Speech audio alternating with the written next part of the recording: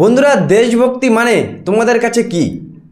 15ই আগস্টের সময় পতাকা নিয়ে এই স্কুল সেই স্কুল করে লজেন খাওয়া, সিঙ্গাড়া খাওয়া, জিলিপি খাওয়া, না ভারত পাকিস্তান ম্যাচে ভারতকে সাপোর্ট করে যখন ভারত জিতে যায় তখন আনন্দ উদযাপন করা, পাকিস্তান যখন জিতে যায় তখন মন খারাপ করা, এটাই কি তোমাদের কাছে দেশভক্তি?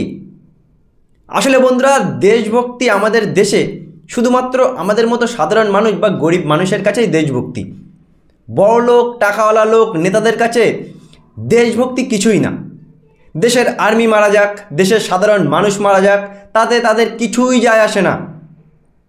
বন্ধুরা, অপারেশন সিন্দুর যখন পেহেলগাম টেররিস্ট অ্যাটাকে সেই 26 জন নিরীহ মানুষকে হত্যা করেছিল পাকিস্তান থেকে আসা আতঙ্কবাদীরা, তারপরে গোটা দেশ পাকিস্তানের প্রতি একটা ক্ষোভ ছিল।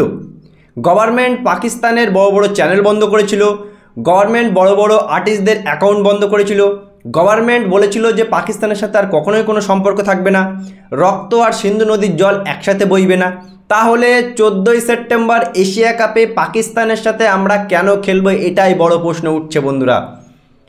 তাহলে কি নেতাদের কাছে শুধুমাত্র টাকাটাই ইম্পর্টেন্ট? দেশভক্তি, যত দেশের প্রতি ভালোবাসা শুধু কি সাধারণ মানুষ বা গরিব মানুষের জন্য? বন্ধুরা, কেন আমরা পাকিস্তানের সাথে ক্রিকেট খেলবো? কেন আমাদের বিসিসিআই 9,000 কোটি টাকার উপরে সম্পত্তির বিসিসিআইয়ের কি এতই টাকার অভাব পড়েছে যে আমরা সেই পাকিস্তানের সাথেই ক্রিকেট খেলবো? বন্ধুরা, বিসিসিআই গোটা ক্রিকেট বিশ্বের সবথেকে শক্তিশালী ক্রিকেট বোর্ড। আমরা কিন্তু চাইলেই এই এশিয়া কাপটা পাকিস্তানকে বাদ দিয়েও করতে পারতাম, বা আমরা সরাসরি কেন বলতে পারছি না যে আমরা পাকিস্তানের সাথে খেলবো না? বন্ধুরা, ওই 26 জনের পরিবার এখনও কাঁদছে। ওই 26 জন মানুষ বা প্রতিনিয়ত জঙ্গি হামলায় মারা যাওয়া আর্মির আত্মাটা হয়তো এখনও শান্তি পায়নি। আমরা কেন ভুলে যাই? আমরা এদের আত্মত্যাগ কেন ভুলে যাই? মানে আর্মি জওয়ানরা মরুক, আমরা পাকিস্তানের সাথে ক্রিকেট খেলবো। আর কাদের সাথে ক্রিকেট খেলবো? সেই সব পাকিস্তান খেলোয়াড়ের সাথে যারা পেহেলগাম অ্যাটাকের সময়, অপারেশন সিন্দুরের সময় ভারতীয় আর্মির বিপক্ষে পোস্ট করেছিল। আমাদের খেলোয়াড়রা কি তাদের গলার জড়িয়ে জড়িয়ে কথা বলবে এশিয়া কাপে? বন্ধুরা, আরও একবার বলছি, তীব্র বিরোধিতা করছি এই এশিয়া কাপে পাকিস্তানের সাথে এই ম্যাচটা পুরোপুরি বয়কট, #বয়কট ট্রেন্ড করানো উচিত। প্রথম থেকেই বলে আসছি যে পাকিস্তানের সাথে ক্রিকেট খেলা একেবারেই উচিত না। আর যারা কথায় কথায় বলে না এই রাইভেলরি, পাকিস্তানের সাথে একটা রাইভেলরি, কিসের রাইভেলরি ভাই? বিগত 15 বছরে পাকিস্তান আমাদের কি করেছে? কিছুই না।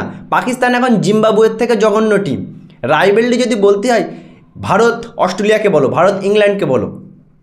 এই ভিখারি দেশের সাথে আমরা কেন ক্রিকেট খেলবো বন্ধুরা? এটাই কিন্তু এখন প্রশ্ন উঠছে। বারবারই বলছি যে ওই 26 জন মানুষের আত্মা এখনও শান্তি পায়নি। আর আমাদের গভর্নমেন্ট, আমাদের নির্লজ্জ বিসিসিআই সেই পাকিস্তানের সাথে কয়েক কোটি টাকা ইনকাম করার জন্য এশিয়া কাপে সেম গ্রুপে রেখেছে। বন্ধুরা, গ্রুপ বি গ্রুপে যদি ভারত থাকতো, আর ভারতের গ্রুপে বা ভারত যে গ্রুপে আছে এ গ্রুপে, সেই গ্রুপে যদি পাকিস্তান না থাকতো তাহলে মানা যেত। কিন্তু আমাদের ভারতীয়দের যে ইমোশন নিয়ে আমাদের গভর্নমেন্ট খেলা করে, যে কিছুদিন পাকিস্তানের বিরোধী করি আর ঠিক কিছুদিন পরে যখন এশিয়া কাপ আসে তখন পাকিস্তানের সাথে খেলা চালিয়ে দেবো। ভারতের মানুষ পাগল, এরা কিছু মনে করবে না। এতটাই পাগল না? ভারতীয় মানুষ এখন পাগল না। গভর্নমেন্ট আর বিসিসিআই যে চক্রান্ত আমরা কিন্তু বুঝে গেছি বন্ধুরা। তোমরা তলে তলে দেশভক্তি জাগাবে, দেশভক্তির নামে শুধুমাত্র গরিব মানুষরা দেশভক্তি দেখাবে, আর তোমরা সেই নির্লজ্জ পাকিস্তান যারা আমাদের 26 জনকে মারলো, আমাদের প্রতিনিয়ত মানুষকে মারে, তাদের সাথে আমরা ক্রিকেট খেলবো? বন্ধুরা, আবারও বলবো, দেশভক্তি শুধু তোমার আমার মতো সাধারণ গরিব মানুষের জন্য। সেলিব্রিটিরা বিদেশে গিয়ে গলা জড়িয়ে জড়িয়ে কথা বলে, নেতারা বিদেশে গিয়ে পাকিস্তানি নেতাদের সাথে গলা জড়িয়ে জড়িয়ে কথা বলে, আর তুমি আমি দেশের জন্য আওয়াজ তুলি।